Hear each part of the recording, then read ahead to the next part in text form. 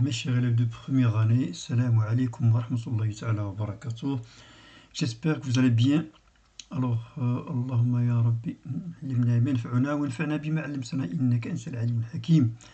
Pendant cette vidéo, Inch'Allah, je vais essayer de vous présenter un autre modèle de contrôle continu pour ce semestre 2, le contrôle numéro 1, et qui va concerner la carte topographique et les chaînes et réseaux trophiques. À la barakatillah, commençons par la restitution des connaissances. Alors, on vous demande de donner le nom correspondant à chaque définition.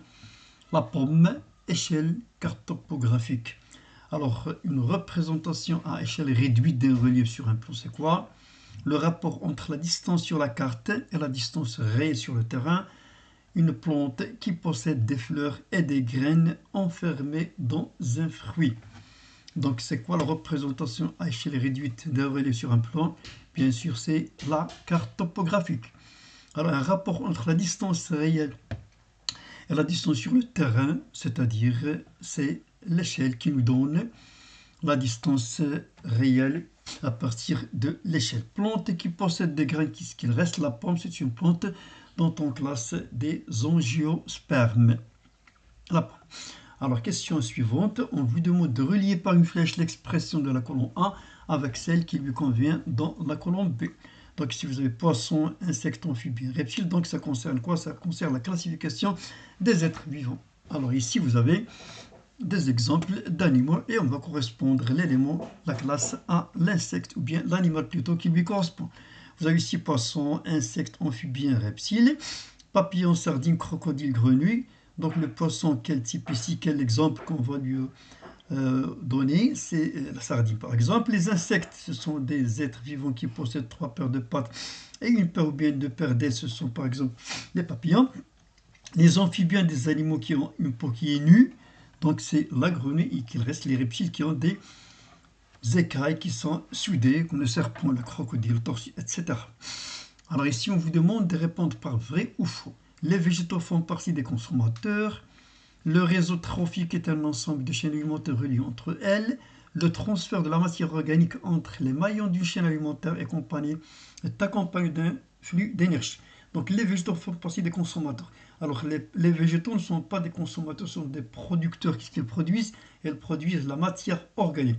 Alors que les herbivores, les carnivores et les omnivores, ce sont eux les consommateurs. Donc la proposition est fausse. Le réseau trophique est un ensemble de chaînes alimentaires, bien sûr, reliées entre elles. La proposition est vraie. Alors, le transfert de la matière organique d'un maillon à un autre maillon d'une chaîne alimentaire est accompagné par un flux d'énergie. Donc, l'énergie passe d'un maillon à l'autre, ce qu'on appelle un flux d'énergie. La proposition est vraie. Passons maintenant au raisonnement scientifique et la communication écrite et graphique. Alors, on vous propose ici un schéma, donc vous devriez le lire tout entier. Réseau trophique simplifié d'un étang, un endroit où il y a de l'eau. Alors vous avez les phytoplanctons, ce sont des êtres normalement, il y a des planctons, il y en a deux sortes, les phytoplanctons et les zooplanctons. Les phytoplanctons, ce sont les plantes et les zooplanctons sont les animaux de petite taille vivant dans l'eau. La daphnie, la carpe, un poisson, les hérons, l'oiseau brochet, un poisson et le gardon aussi un poisson. Et on vous demande de voir combien est-il de chaînes alimentaires dans ce document. Donc on va suivre. Donc je vous rappelle que la flèche indique quoi? Il est mangé par, c'est-à-dire par exemple les phytoplanctons sont mangés par la daphnie est mangée par le carpe, la carpe est mangée par le héron. Ici par exemple, autre chaîne, phytoplancton, la daphnie et puis le carpe, le gardon, plus le gardon, il est mangé par le brochet. Vous avez aussi une autre chaîne alimentaire. Ici, les phytoplanctons mangés par daphnie, daphnie mangée par le gardon et le gardon est mangé par le brochet. Donc vous avez 4 chaînes alimentaires. Question numéro 2. Donnez 2 exemples de chaînes alimentaires à partir du document. On vient de voir. On va suivre les chaînes, plutôt les flèches qui indiquent à manger par. Donc phytoplancton, daphnie, carpe, héron. Bien, autre chaîne alimentaire. Toujours on suit les flèches. Phytoplancton, daphnie, gardon et brochet. Voilà les flèches qui nous indiquent le sens des 2 chaînes alimentaires. Troisième question, indiquez les niveaux trophiques des êtres vivants suivants en utilisant les termes suivants. Donc on vous propose des consommateurs 1, producteurs, consommateurs 2, consommateur 3. Donc les consommateurs, ce sont ceux qui consomment la matière organique prête, prête par les producteurs qui sont les végétaux. Donc ici, on a les phytoplanctons, ce sont les producteurs de la matière organique.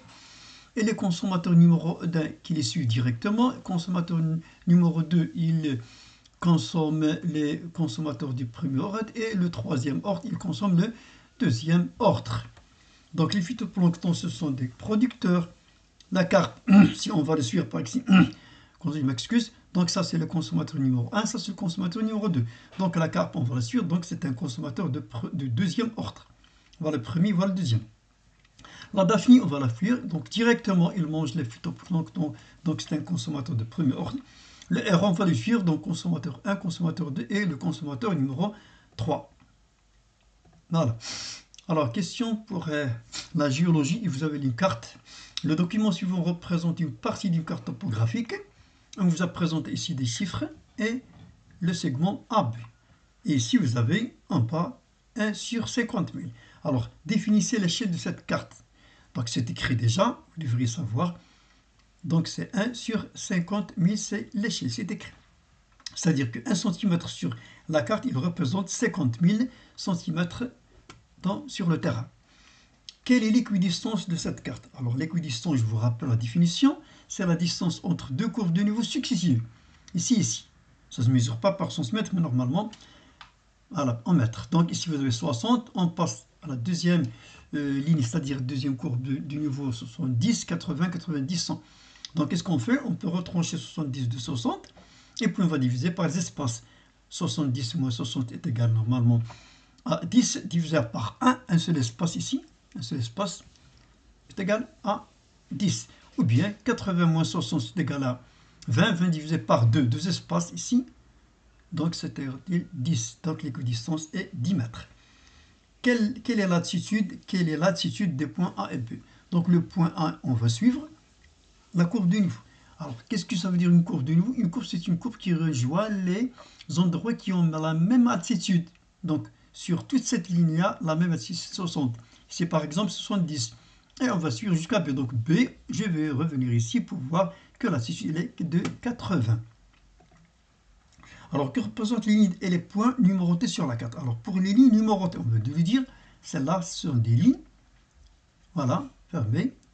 Qu'est-ce qu'ils représentent? Ils représentent les courbes de niveau, bien sûr. Alors, les points numérotés, voilà, ce sont des points. Qu'est-ce qu'ils représentent? Bien sûr, ils représentent les altitudes. On les appelle aussi les points cotés. Alors, question suivante. Calcule la distance réelle entre A et B, sachant que la distance réduite entre ces deux points est de centimètres. Donc, je vous rappelle que l'échelle est égale à la distance sur la carte divisée par la distance réelle. Donc, la règle de 3 va nous amener à faire l'opération suivante. On multiplie 12 cm par l'inverse de l'échelle. Il nous donne 600 000 cm en conversion kilomètre. Il nous donne 5 km. Alors, on vous demande enfin de la question, dernière question, réaliser le profil topographique selon la coupe AB. Voilà.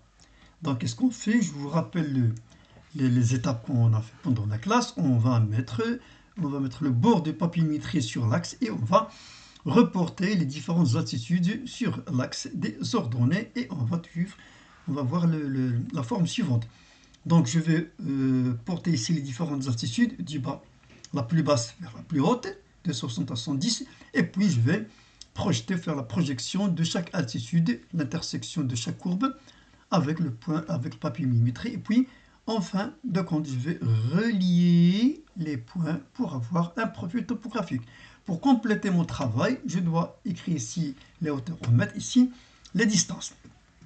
Donc, et je indique aussi l'échelle des hauteurs, c'est-à-dire l'échelle de, c'est-à-dire 1 cm sur le papier millimétré représente 10 mètres. Donc, je convertis 10 mètres en centimètres, ça va me donner 1000. Donc, l'échelle des hauteurs, c'est 1. Donc, chaque 1 cm représente 1000 mètres. Pour l'échelle de longueur, c'est l'échelle qui est donnée dans la carte, c'est 1 sur 50 000. Allez, merci, bon courage, et je vous laisse avec une citation que je pense que ça va vous intéresser dans votre vie. Alors, qu'est-ce qu'il dit? Que Ne vous inquiétez pas du résultat final, concentrez-vous sur chaque étape du chemin et comme ça vous allez réussir. En fin de compte, une citation qui a été dite par John Wooden, ce John Wooden qui est né en 1910, décédé en 2010, il est surnommé sorcier de Westworld est largement considéré comme l'un des plus grands de l'histoire du sport américain. Bon courage et à la prochaine fois, Inch'Allah.